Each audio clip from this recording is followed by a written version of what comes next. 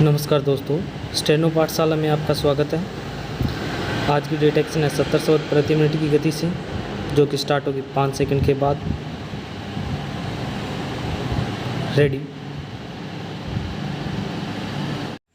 Ready, शुरू।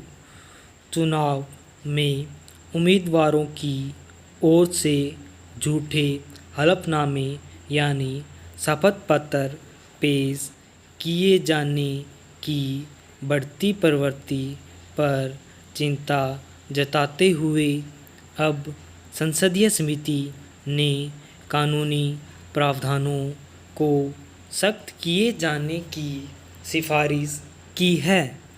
झूठे हलफनामे देने वाले उम्मीदवारों के लिए जनप्रतिनिधित्व कानून में सज़ा का प्रावधान है, पर महज 6 माह की इस प्रावधान का डर भी इसलिए नहीं क्योंकि मौजूदा नियमों में चुनाव जीतने के बाद भी नामांकन भरते वक्त दी गई गलत जानकारी से निर्वाचित जनप्रतिनिधि को खतरा नहीं रहता।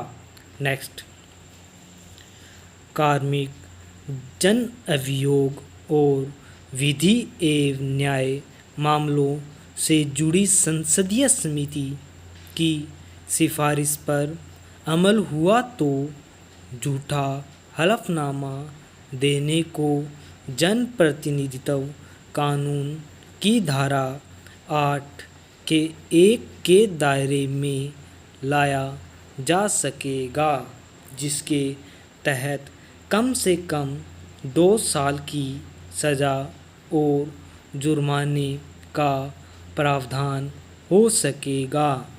चुनाव सुधारों की दिशा में इस सिफारिश को काफ़ी अहम कहा जा सकता है। वैसे झूठा हलफनामा देने वाले का निर्वाचन खारिज किए जाने और भविष्य के लिए चुनाव लड़ने से वंचित करने का प्रावधान करने की सिफारिश कोई पहली बार हुई हो ऐसा भी नहीं है। विधि आयोग और चुनाव आयोग ऐसी सिफारिशें पहले भी कर चुके हैं। चिंता की बात यही है कि झूठे हलफनामे देने के मामले भी तब भी उजागर होते हैं जब जनता की तरफ से कोई शिकायत की जाती है। चुनाव कराने वाली मशीनरी के पास ऐसा कोई सिस्टम नहीं है जिसमें नामांकन पत्रों के साथ दी गई हलफनामे में दी गई जानकारियों की पुष्टि की जा सके।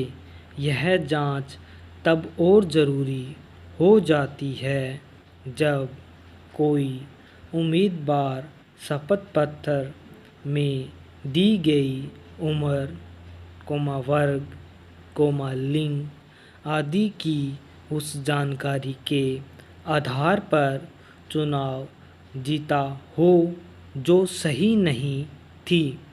चुनाव जीतने वाले उम्मीदवारों की शैक्षणिक योग्यता की गलत जानकारी को लेकर भी आए दिन मामले सामने आते रहे हैं।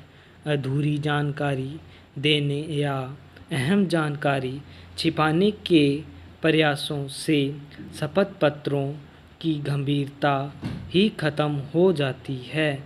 इसके बावजूद ग्राम पंचायत से लेकर देश के शीर्ष पंचायत यानी लोकसभा तक के चुनावों में उम्मीदवारों में यह प्रवृत्ति बढ़ने लगी है, तो चिंता करनी ही चाहिए।